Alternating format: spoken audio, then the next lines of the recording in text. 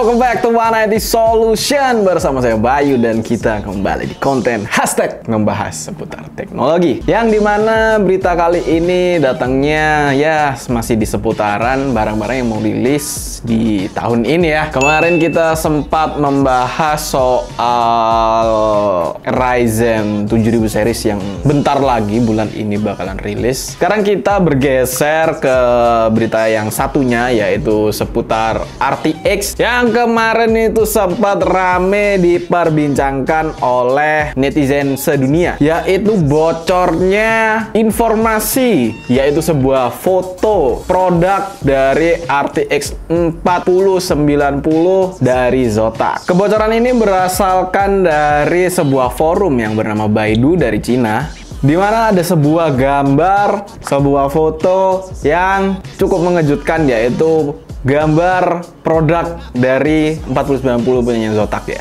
Ini cukup menarik sih sebetulnya, karena ya memang kebocoran ini kayaknya memang pasti ada sih ya. Banyak lah dari zaman-zaman sebelumnya juga ada. Cuman di sini kita bisa melihat bentuk dari VGA tersebut yang mungkin sedikit berbeda dan kayaknya sedikit lebih besar dibandingkan dengan 3090 ya. Di sini kita bisa lihat bahwa desain yang digunakan, desain font ya yang saya maksud, ini sudah berbeda dibandingkan seri Nvidia yang sebelumnya. Dan jika kita perhatikan pada foto dari RTX 4090 ini, terlihat desain yang digunakan ini adalah desain triple fan dan setidaknya ini triple slot ya. Dan ini juga kayaknya emang terbilang besar banget ya buat RTX 40 series ini. Dan dengan pendingin yang melebihi panjang PCB seenggaknya sekitar sepertiga sih. Cuman yang disayangkan di sini nggak kelihatan untuk konektor yang digunakan. Tapi kemungkinan kayaknya ini bisa sih untuk memuat dua konektor 12 VHPWR PCIe Gen 5 16 pin. Dan selebihnya kita masih belum ada informasi lebih lanjut ya mengenai detail-detail dari 4090 ini, kira-kira desain yang digunakan ini seperti apa pastinya. Cuman sementara ini yang ada adalah ya seperti ini aja sih dari Zotac ya. Untuk informasi yang ada saat ini mungkin mengenai spesifikasi dari 4090 ini, yang mana memang untuk RTX 4090 ini adalah AD102 dengan 16384 untuk CUDA core-nya, dan juga untuk memori yang digunakan di sini sudah menggunakan GDDR6X 24 GB dengan TDP-nya 450 Watt. Nah, tapi masih di seputar 4090 setelah kemarin rame membicarakan bocornya dari produknya Zotac ini, ternyata ada yang nggak mau kalah dong. Ada nih Gigabyte yang juga membocorkan desain dari RTX 4090-nya. Cuma yang disayangkan di sini memang nggak ada gambar produk fisiknya ya. Jadi hanya kardusnya doang, tepatnya doang. Tapi dari sini kita bisa melihat lah ya kurang lebih desainnya seperti apa yang digunakan. Kalau kita perhatikan untuk yang serinya Gigabyte ini, terlihat Gigabyte menggunakan desain triple fan juga, yang kurang lebih desainnya mirip-mirip dengan seri gamingnya Gigabyte yang sebelum-sebelumnya sih ya. Yang mana desain triple fan ini juga berdasarkan dari seri gaming dari Gigabyte. Untuk keseluruhan memang informasi yang didapat dari bocoran Gigabyte ini ya segini aja sih, bener-bener cuman boxnya doang. Mungkin untuk desain fisik ya udah kita bisa menebak dari gambar yang ada pada boxnya ini, dan ya udah sih gitu aja sih ya untuk bocorannya. Tapi kayaknya nggak afdol nih ya kalau nggak membacakan satu berita lagi. Enggak sih, masih ada dua berita. Yang satu ini adalah masih berkaitan dengan 4090 ya. Dimana tadi kita membahas seputar bocoran-bocoran desain, sekarang kita bahas soal bocoran performa. Nah, ini yang menarik. Bocoran performa ini datangnya dari 4090 yang diuji coba pada 3D Mark Extreme, dan memang untuk hasil yang didapatkan di sini sangat luar biasa ya. Untuk GPU score-nya sendiri itu mencapai 20.192 poin. Untuk skor secara overall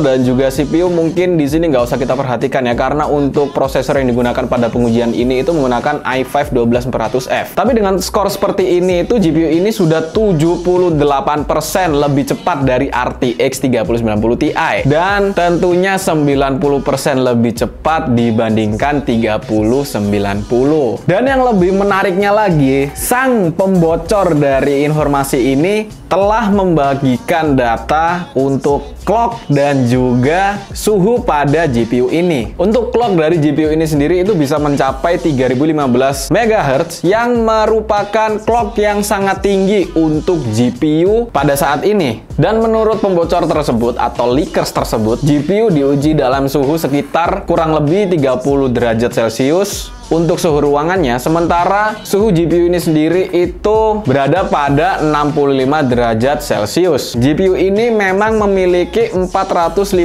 watt untuk TDP-nya, tetapi di sini nampaknya memang dirancangnya itu untuk 600 watt hingga 800 watt. Jadi memang untuk GPU ini sendiri bisa kita pastikan memang untuk performanya sangat luar biasa dengan penggunaan atau temperatur yang cukup optimal dengan suhu ruangan 30 derajat Celcius. GPU ini masih ada di 65 derajat Celcius. Itu masih bagus ya. Dan juga untuk listriknya sendiri mungkin sedikit sobat PLN mungkin nggak separah dari ekspektasi kita ya. Tapi ini masih di seri 4090. Kita masih belum membicarakan seri 4090 Ti-nya ya. Jadi kita skip aja dulu lah ya untuk hal itu dan kita lanjut aja ke berita yang berikutnya. Dan di berita berikutnya ini kita datangnya dari Intel Raptor Lake generasi ke-13 ya. Dimana untuk Intel i7 13700T melakukan debuutnya pada Geekbench. Untuk prosesor ini sendiri memang memiliki base clock yang sangat rendah yaitu 1,4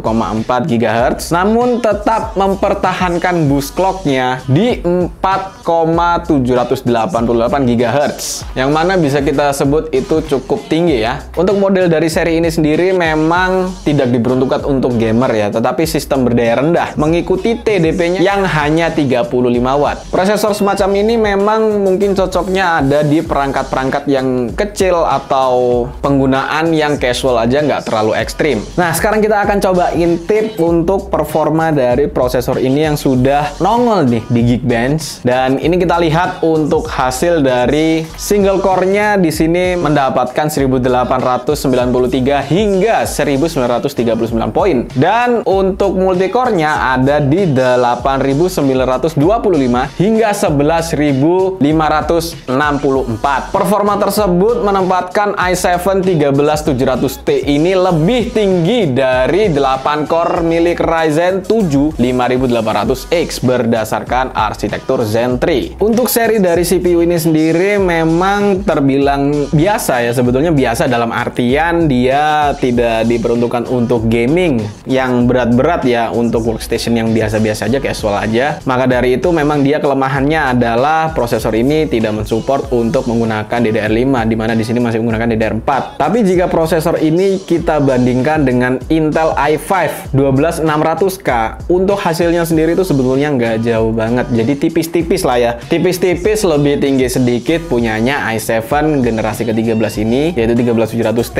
Tapi kita kembali ke awalnya, dasarnya, dimana memang prosesor yang satu ini itu tidak untuk pekerjaan yang berat-berat. Itulah mengapa bisa kita bilang prosesor i7 ini hampir setara dengan i5 generasi ke-12, generasi sebelumnya nih ya. Itulah teman-teman ya, sekali lagi mau saya ingatkan, tidak selamanya i7 lebih baik dari i5, begitupun seterusnya ya. Masih ada faktor-faktor lain yang harus dilihat dan dipertimbangkan. Jangan apa-apa bilang i7, pokoknya i7 ya.